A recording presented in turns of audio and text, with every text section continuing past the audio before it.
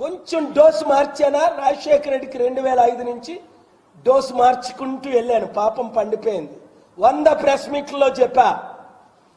చివరికి ఉదయం 8:30కి ముక్కలు అయిపోతాడన్నా 9:30కి ముక్కలు అయిపోయాడు.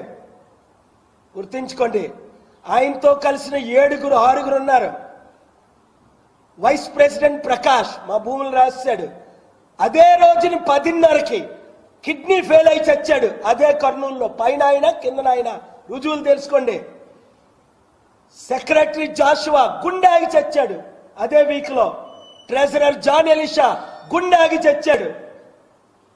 7 చనిపోయారు. చివరికి చేతులు కలిపిన మా అన్నయ్య కూడా చచ్చాడు.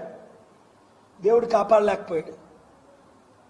వైఎస్ రాజశేఖర్ గారు 58 సార్లు అరెస్ట్ చేశారు. అడుగుని పోలీస్ స్టేషన్లకు తీసుకెళ్ళడం, కాఫీలు టీలు ఇవ్వడం.